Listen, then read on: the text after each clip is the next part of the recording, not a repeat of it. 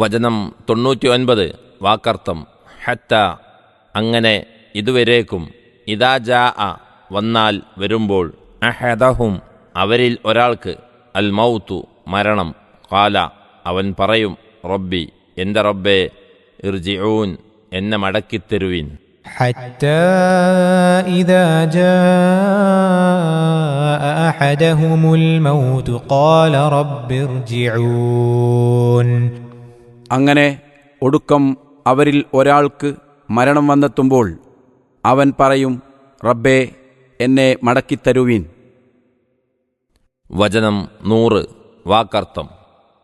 ലഅല്ലി അഅമലു ഞാൻ പ്രവർത്തിച്ചേക്കാം, സ്വാലിഹൻ നല്ലത്, സൽക്കർമ്മം, ഫീമാ തറക്തു ഞാൻ ഉപേക്ഷ വരുത്തിയതിൽ, വിട്ടുകളഞ്ഞതിൽ, കല്ല ഒരിക്കലുമില്ല, അങ്ങനെയല്ല, വേണ്ട, ഇന്നഹ നിശ്ചയമായും അത്, കലിമത്തുൻ ഒരു വാക്യം, വാക്ക്, ഹുവ അവൻ, ഖായിലുഹ അത് പറയുന്നവനാണ്, അത് പറയുന്നു, വമിൻ വറാഇഹിം അവരുടെ അപ്പുറമുണ്ട്, പിന്നിലുണ്ട്, ബർസഖുൻ ഒരു മറ, വേലിമറ, തടവ്, ഇലാ യൗമി ദിവസം വരെ, യുബ്അസൂൻ അവർ ഉയിർത്തെഴുന്നേൽപ്പിക്കപ്പെടുന്ന. ലഅല്ലി അഅമലു സാലിഹൻ ഫീമാ തറക്ത് കല്ലാ ഇന്നഹാ കലിമത്തുൻ ഹുവ ഖായിലുഹാ വമിൻ വറാഇഹിം ബർസഖുൻ ഇലാ യൗമി യുബ്അസൂൻ. ഞാൻ ഉപേക്ഷ വരുത്തിയിട്ടുള്ളതിൽ ഞാൻ സൽക്കർമ്മം പ്രവർത്തിച്ചേക്കാം എന്ന്.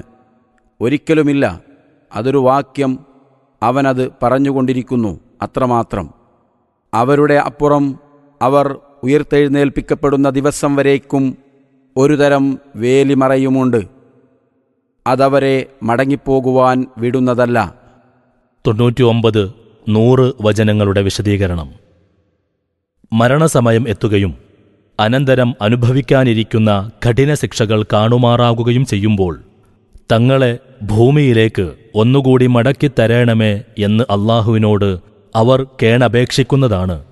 മടക്കിത്തരുന്നതായാൽ മുമ്പ് തങ്ങൾ വരുത്തിയ വീഴ്ചകളെല്ലാം നികത്തി സൽക്കർമ്മം പ്രവർത്തിച്ചു കൊള്ളാമെന്ന് സങ്കടപ്പെട്ട് പറയും.